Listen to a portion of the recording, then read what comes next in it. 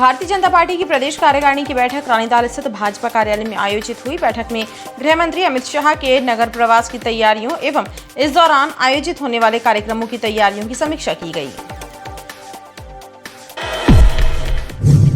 अमर शहीद राजा शंकर शाह और कुंवर रघुनाथ शाह के बलिदान दिवस पर आयोजित होने वाले मुख्य कार्यक्रम की तैयारियों में गौड़ समाज महासभा के सदस्य भी प्रशासन का सहयोग कर रहे हैं। गौड़ समाज के सदस्यों ने कार्यक्रम की व्यवस्थाओं पर संतुष्टि जताई है। केंद्रीय गृह मंत्री अमित शाह के प्रस्तावित आगमन के मद्देनजर जबलपुर एसपी ने पुलिस मुख्यालय से अतिरिक्त पुलिस बल की मांग की है। एडिशनल एसपी रोहित काशवानी के अनुसार गृह मंत्री की सुरक्षा और व्यवस्थाओं को दुरुस्त रखने के लिए अतिरिक्त बल की आवश्यकता रहेगी। मध्य प्रदेश में एक बार फिर बिजली के दाम बढ़ाने की कोशिशें हो रही हैं। बिजली कंपनियों ने कई तरह के चार्ज और सरचार्ज में 70% तक बढ़ोतरी का प्रस्ताव दिया है।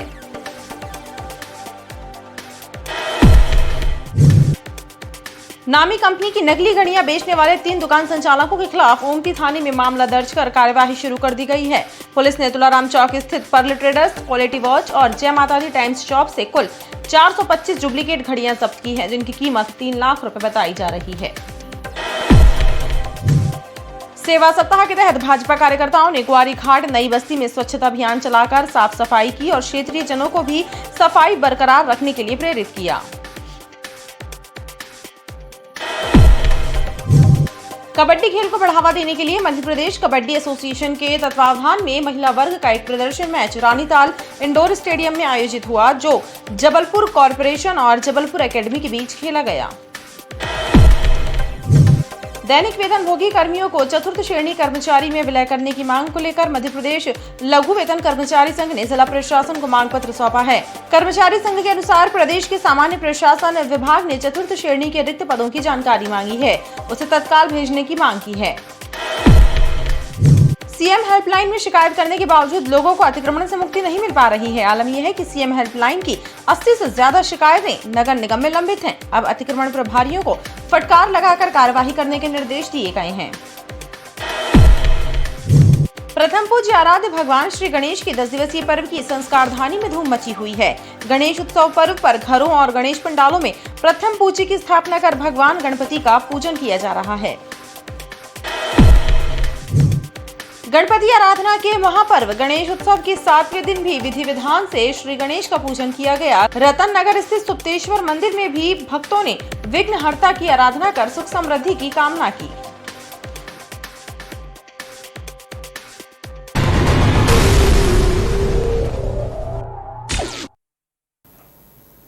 नमस्कार, स्वागत है आपका बीटीवी न्यूज में। आपके साथ मैं हूं सना और आइए खबरों की शुरुआत से पहले एक नजर डाल लेते हैं हेडलाइंस पर। भाजपा प्रदेश कार्यकारिणी की बैठक हुई संपन्न। भाजपा प्रदेश अध्यक्ष बीडी शर्मा ने गृह मंत्री अमित शाह के नगर प्रवास की तैयारियों सहित इस दौरान आयोजित होने वाले कार्यक्रमों की समीक्षा।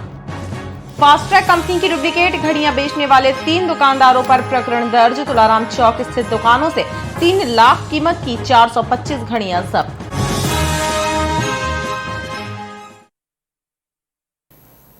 गणपति आराधना के महापर्व गणेश उत्सव के 7वें दिन भी विधि विधान से श्री गणेश का पूजन किया गया। रतन नगर स्थित सुप्तेश्वर मंदिर में भी भक्तों ने विघ्नहर्ता की आराधना कर सुख समृद्धि की कामना की। विघ्नहर्ता भगवान श्री गणेश की उपासना के महापर्व गणेश उत्सव के 7वें दिन भी घरों से लेकर मंदिरों तक गजानन के जयकारे गूंजे। रतन नगर स्थित सुप्तेश्वर मंदिर में भी भक्तों के द्वारा विधि विधान से पूजन अर्चन किया गया। रतन नगर में एक शिला के आकार की विशाल गणेश प्रतिमा के दर्शनों के लिए दूर दूर से भक्तगण मंदिर पहुंचते हैं और गणेश उत्सव में तो रोजाना ही महाआरती के साथ विशेष आराधना का दौर जारी रहता है और इस मंदिर में आने वाले भक्तों की मुरादें भी पूरी होती हैं। सुप्तेश्वर गणेश जी का मंदिर है और ये स्वयं उत्पन्न हुए हैं यहाँ पर। और यहाँ पर मैं लगभग जब भी समय होता है तो प्रतिदिन आने का प्रयास करता हूँ और ये अत्यंत शांति देने वाली जगह है और यहाँ ऐसा आभास होता है कि ईश्वर स्वयं विशाल रूप में वर्तमान है और वे सबकी प्रार्थना सुन रहे हैं और सबको मनोवांछित फल प्रदान करने के लिए सदैव तत्पर हैं। जो भी अपनी यहाँ पर प्रार्थना लेकर आता है वह पूर्ण होती है। यह मान्यता यहाँ पर सभी जगह प्रचलित है। मंदिर परिसर में गणपति बप्पा के जयकारे भी गूंजे। भारतीय जनता पार्टी की प्रदेश कार्यकारिणी की बैठक रानीताल स्थित भाजपा कार्यालय में आयोजित हुई। बैठक में गृह मंत्री अमित शाह के नगर प्रवास की तैयारियों एवं इस दौरान आयोजित होने वाले कार्यक्रमों की तैयारियों की समीक्षा की गई। बैठक में भाजपा प्रदेश अध्यक्ष बीडी शर्मा ने कार्यकारिणी सदस्यों से विचार विमर्श किया। भाजपा प्रदेश कार्यकारिणी की बैठक में 18 सितंबर को होने वाले आयोजनों पर विचार विमर्श किया गया, साथ ही तैयारियों की समीक्षा हुई। 18 सितंबर को देश के गृह मंत्री अमित शाह का जबलपुर आगमन होने वाला है। वे राजा शंकर शाह, रघुनाथ शाह के बलिदान दिवस के समारोह में शिरकत करेंगे और भाजपा के बूथ अध्यक्षों की एक बैठक गोल बाजार मैदान में लेने वाले हैं। बैठक में सुरक्षा इंतजामों एवं कोरोना प्रोटोकॉल पर भी विचार विमर्श किया गया। हमारे जो 2 कार्यक्रम हैं, खासतौर पर शंकर शाह रघुनाथ शाह के बलिदान दिवस पर थोड़ा नीचे करना जो कार्यक्रम होगा और साथ में उज्ज्वला योजना का सरकार का कार्यक्रम है और हमारा संगठन का जो बूथ सम्मेलन है उसकी तैयारी भी व्यापक तौर पर यहाँ पर है। इसलिए बहुत अच्छा कार्यक्रम यहाँ व्यवस्थित तौर पर जबलपुर के अंदर तैयारी हुई और ऐतिहासिक प्रवास उनका हो। बहुत ही व्यवस्थित तरीके से हम सोशल डिस्टेंसिंग के साथ हम हमेशा ये प्रयास करते हैं और आज भी करेंगे और सोशल डिस्टेंसिंग से ही सब होगा। भाजपा कार्यकारिणी की बैठक में 18 सितंबर को कार्यक्रमों को ऐतिहासिक बनाने का संकल्प लिया गया है। अमर शहीद राजा शंकर शाह और कुंवर रघुनाथ शाह के बलिदान दिवस पर आयोजित होने वाले मुख्य कार्यक्रम की तैयारियों में गौंड समाज महासभा के सदस्य भी प्रशासन का सहयोग कर रहे हैं। गौंड समाज के सदस्यों ने कार्यक्रम की व्यवस्थाओं पर संतुष्टि जताई है। अमर शहीदों के बलिदान दिवस पर मालगोदाम चौक स्थित उनकी प्रतिमा स्थली पर आयोजित होने वाले कार्यक्रम की तैयारियां जिला प्रशासन के द्वारा कराई जा रही हैं और इसमें गौंड समाज महासभा के सदस्य भी अपना योगदान दे रहे हैं। उन्होंने बताया कि राजा शंकर शाह और कुंवर रघुनाथ शाह गौंड आदिवासी समाज का गौरव हैं और उनके बलिदान दिवस पर आयोजित कार्यक्रम में गौंड समाज हर वर्ष शामिल होता है। आगामी 18 सितंबर को अच्छे सौहार्दपूर्ण वातावरण के साथ, प्रेम भावना के साथ एक जबलपुर संस्कार तैयारी से आप संतुष्ट हैं? हाँ, हम लोग जो तैयारी यहाँ पर किस चीज़ की कमी समझ में आ रही है आपको? अब ऐसा है कि अब जो कमियाँ हैं उनको पूर्ण करते जा रहे हैं और धीरे धीरे पूर्ण हो जाएगी और हम लोग भी पूरा प्रयास कर रहे हैं कि जो माननीय श्री अमित शाह जी का आगमन यहाँ पर हो रहा है, गृह मंत्री भारत सरकार, हम उनका स्वागत, वंदन और अभिनंदन। केंद्रीय गृह मंत्री अमित शाह के प्रस्तावित आगमन के मद्देनजर जबलपुर एसपी ने पुलिस मुख्यालय से अतिरिक्त पुलिस बल की मांग की है। एडिशनल एसपी रोहित काशवानी के अनुसार गृह मंत्री की सुरक्षा और व्यवस्थाओं को दुरुस्त रखने के लिए अतिरिक्त बल की आवश्यकता रहेगी।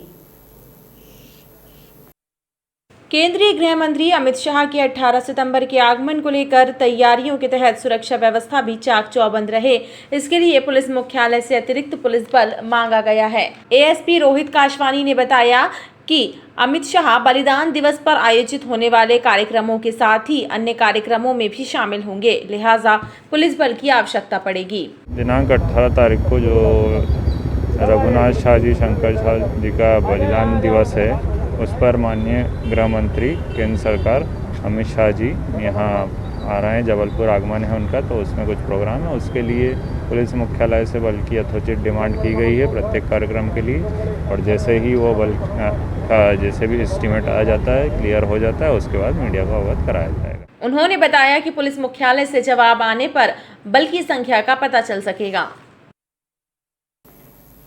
मध्य प्रदेश में एक बार फिर बिजली के दाम बढ़ाने की कोशिशें हो रही हैं। बिजली कंपनियों ने कई तरह के चार्ज और सरचार्ज में 70% तक बढ़ोतरी का प्रस्ताव दिया है।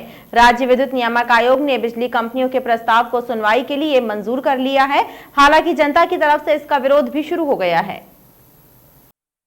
प्रदेश में बिजली के दाम बढ़ाने के लिए बिजली कंपनियों ने प्रस्ताव दिया है। सरचार्ज में 70% तक बढ़ोतरी की कोशिश हो रही है।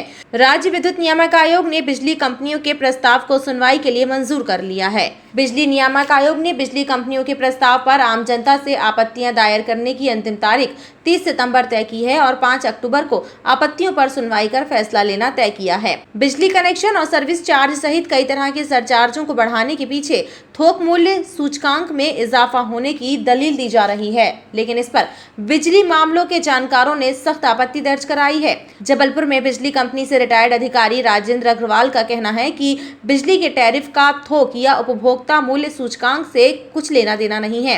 राजेंद्र अग्रवाल ने महंगाई के इस दौर में कंपनियों के प्रस्ताव को खारिज करने की मांग की है। मध्य प्रदेश विद्युत नियामक आयोग द्वारा एक बार पुनः टैरिफ में वृद्धि करने का प्रस्ताव किया गया है। इसमें मुख्य रूप से जो विभिन्न प्रकार के कनेक्शंस, नए कनेक्शन लेने में, भार वृद्धि में और नाम परिवर्तन, जैसे सर्विस नाम परिवर्तन, टेस्टिंग चार्ज और कनेक्शन रिकनेक्शन इत्यादि के चार्जों में 68 से 70% तक की वृद्धि प्रस्तावित की है, जो कि अत्यंत ही ज़्यादा है। नियामक आयोग ने यह तर्क दिया है कि यह वृद्धि इसलिए अपरिहार्य है क्योंकि उपभोक्ता मूल्य सूचकांक और थोक मूल्य सूचकांक में इतनी वृद्धि हुई है, जबकि उपभोक्ता मूल्य सूचकांक और थोक मूल्य सूचकांक का बिजली के टैरिफ से कहीं कोई लेना देना नहीं है, कहीं कोई लिंक नहीं है, कोई संबंध नहीं है। अतः यह कहना कि WPI और CPI में वृद्धि के कारण यह टैरिफ वृद्धि की जा रही है पूर्णतः न्यायोचित नहीं है तथा गलत है। मैं नियामक आयोग से मांग करूंगा कि उसमें प्रदेश के उद्योग धंधे और कमर्शियल एक्टिविटीज़ कोरोना काल के कारण ऑलरेडी गंभीर स्थिति में, अतः किसी तरह की वृद्धि न की जाए। बिजली मामले में जानकारों ने आम जनता से भी आह्वान किया है कि आगे आकर आपत्ति दर्ज कराएं, अन्यथा महंगी बिजली खरीदने मजबूर होना पड़ेगा। नामी कंपनी की नकली घड़ियां बेचने वाले 3 दुकान संचालकों के खिलाफ ओमती थाने में मामला दर्ज कर कार्यवाही शुरू कर दी गई है। पुलिस ने तुलाराम चौक स्थित पर्ल ट्रेडर्स, क्वालिटी वॉच और जय माता दी टाइम्स शॉप से कुल 425 डुप्लीकेट घड़ियां जब्त की हैं, जिनकी कीमत 3 लाख रुपए बताई जा रही है। फास्ट ट्रैक कंपनी की घड़ियों की डुप्लीकेट घड़ियां बेचने की सूचना पर ओमती पुलिस ने तुलाराम चौक स्थित पर्ल ट्रेडर्स, क्वालिटी वॉच और जय माता दी टाइम्स में छापामार कार्यवाही करते हुए पर्ल ट्रेडर्स से 237, क्वालिटी वॉच से 114 और जय माता दी टाइम्स से 74 घड़ियां जब्त की हैं। एडिशनल SP रोहित काशवानी के अनुसार फास्ट ट्रैक कंपनी की इंदौर मयंक शर्मा ने शिकायत की थी कि शहर की कुछ दुकानों में फास्ट ट्रैक कंपनी की डुप्लीकेट घड़ियां 700 से 1000 रुपए तक ग्राहकों को बेची जा रही हैं। शिकायत मिलने पर पुलिस ने कार्यवाही करते हुए पर्ल ट्रेडर्स के संचालक मुकेश चिमनानी, क्वालिटी वॉच के संचालक रितेश सिंघानी और जय माता दी टाइम्स के संचालक सुरेश जय सिंघानी के खिलाफ मामला दर्ज कर कार्यवाही शुरू कर दी है। मयंक शर्मा जो फास्ट ट्रैक वॉच कंपनी के जांच अधिकारी हैं, उनके द्वारा एक शिकायत की गई थी कि उनकी कंपनी की नकली घड़ियां अपने जबलपुर में pearl traders, quality watch company, जय माता दी वॉच कंपनी द्वारा बेची जा रही हैं। और इस सूचना के आधार पर इन तीनों दुकानों पर उप निरीक्षक नवल सिंह द्वारा जांच की गई थी, जिसमें तीनों दुकानों में 425 घड़ियाँ फास्टैग कंपनी की, जो कि उनके ट्रेडमार्क का उल्लंघन करके और बेची जा रही थी। तो इनको मौके से जब्त किया गया और उनके विरुद्ध धारा 51-63 कॉपीराइट एक्ट के अंतर्गत कार्रवाई की गई। सेवा सप्ताह के तहत भाजपा कार्यकर्ताओं ने ग्वारीघाट नई बस्ती में स्वच्छता अभियान चलाकर साफ सफाई की और क्षेत्रीय जनों को भी सफाई बरकरार रखने के लिए प्रेरित किया।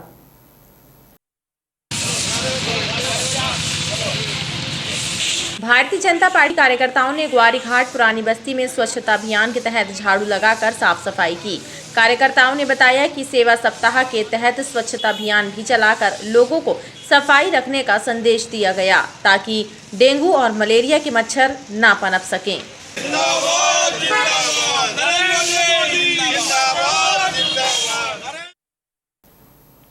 कबड्डी खेल को बढ़ावा देने के लिए मध्य प्रदेश कबड्डी एसोसिएशन के तत्वाधान में महिला वर्ग का एक प्रदर्शन मैच रानीताल इंडोर स्टेडियम में आयोजित हुआ, जो जबलपुर कॉरपोरेशन और जबलपुर एकेडमी के बीच खेला गया। रानीताल इंडोर स्टेडियम में जबलपुर कॉरपोरेशन और जबलपुर एकेडमी की टीमों के बीच कबड्डी का मैच खेला गया।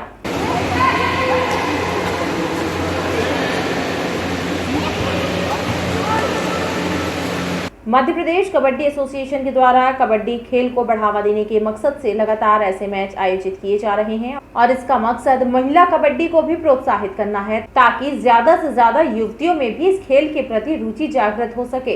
ये वो टीमें हैं जो मध्य प्रदेश में अपना एक अलग स्थान रखती है। मध्य प्रदेश की दोनों ही टीमें जानी मानी टीमें हैं। इन्हीं टीमों में से नेशनल और इंटरनेशनल के कई खिलाड़ी उभर कर सामने आए हैं।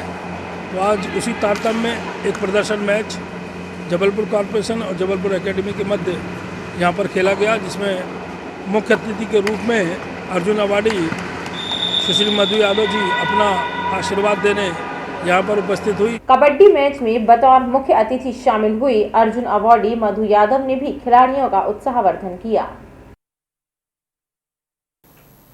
दैनिक वेतनभोगी कर्मियों को चतुर्थ श्रेणी कर्मचारी में विलय करने की मांग को लेकर मध्य प्रदेश लघु वेतन कर्मचारी संघ ने जिला प्रशासन को मांग पत्र सौंपा है। कर्मचारी संघ के अनुसार प्रदेश के सामान्य प्रशासन विभाग द्वारा चतुर्थ श्रेणी के रिक्त पदों की जानकारी मांगी है, उसे तत्काल भेजने की मांग की गई है।